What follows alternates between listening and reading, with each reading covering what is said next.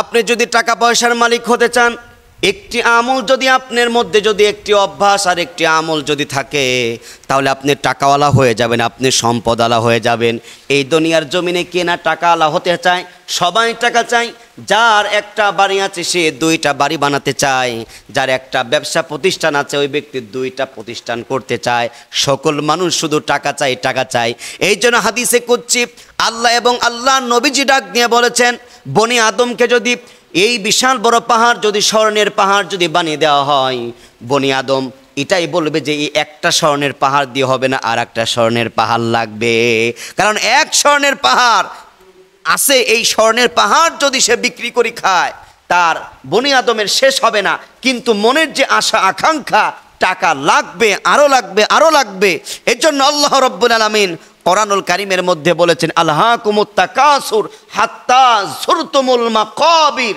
মানুষ কবরে যাওয়ার আগ পর্যন্ত, হাত্তা যুরতুমুল মাকাবির, কবরে যাওয়ার আগ পর্যন্ত মানুষের টাকা পয়সা সম্পদের চাওয়া পাওয়ার কোনো শেষ নাই। আপনার যত টাকা আছে আপনি আরও চাবেন, আরও আছে আরও চাবেন। আপনার যদি 5 তলা ফ্ল্যাট থাকে, আপনি বলবেন এটা যদি এই গ্রামের মধ্যে সবচাইতে বড় 10 তলা করা যেত তাহলে আমার জন্য ভালো। 10 তলা এক জায়গায় হয়েছে, আর এক জায়গায় আরও ফ্ল্যাট বানানোর চেষ্টা করবেন, ব্যবসা প্রতিষ্ঠান বড় বানানোর চেষ্টা করবেন। কারণ এটা আপনার মানুষের এটাই কালচার, মানুষ এটাই চায়, যা আছে তার চাইতে বেশি চায়। আপনার প্রাইভেট কার আছে, আপনি উড়োজাহাজ চাচ্ছেন, এরকম করে মানুষের বনি আদমের চাওয়া। সম্মানিত ভাইয়েরা আমার, এই জন্য আমি আপনাদের কাছে বলছি, আপনাদের মধ্যে যদি একটা যদি ভালো গুণ থাকে, সেই গুণের কারণে আল্লাহ তাআলা আপনার সম্পদের মধ্যে আল্লাহ বরকত দিবেন, রহমত দিবেন, সম্পদের মালিক বানায় দিবেন আল্লাহ তাআলা। কোরআনুল কারীমের মধ্যে সুন্দর করে বলেন, লাইন শাকারতুম লাআযীদান্নাকুম ওয়া লাইন কাফারতুম ইন্না আযাবি লাশাদীদ। গোলাম, আমি আল্লাহ তাআলা যা তোমাকে দিয়েছি, তুমি যদি শুকরিয়া যদি আদায় করো, আমি আল্লাহ তাআলা তোমার নিয়ামতকে বৃদ্ধি করে দেব। আর যদি অশুকর যদি হও, আমি আল্লাহ তাআলা তোমার নিয়ামতকে ছিনিয়ে নেব। ইন্না আযাবি লাশাদীদ। শুধু নিয়ামতকে ছিনিয়ে নেব না, পাশাপাশি আমি তোমাকে কঠিন আযাবের মধ্যে তোমাকে আমি গ্রেফতার করব। এই জন্য আমাদেরকে শুকরিয়া আদায় করতে হবে, শুকরিয়া আদায় করতে হবে। যদি আমরা আল্লাহর শুকর যদি আমরা আদায় করি, আমার আল্লাহ রব্বুল আলামিন আপনার টাকা পয়সা সম্পদ আরও বৃদ্ধি করে দিবেন, আরও বৃদ্ধি করে দিবেন। প্রিয় ভাইরা আমার, আল্লাহর পয়গম্বর মুসা কালিমুল্লাহর কাছে একজন ব্যক্তি বলতেছেন, ওগো আল্লাহর পয়গম্বর মুসা কালিমুল্লাহ, আপনি যাচ্ছেন তো আল্লাহর কাছে কথা বলতে, আমার টাকা নাই, সম্পদ নাই, আল্লাহর কাছে একটু বলেন আল্লাহ যেন আমাকে সম্পদ দেয়। আর একজন ব্যক্তি ডাক দিয়ে বলতেছেন, মুসা নবী গো, আমার এত সম্পদ, একটু আল্লাহর কাছে যায় বলেন আল্লাহ যেন সম্পদ কমিয়ে নেয়।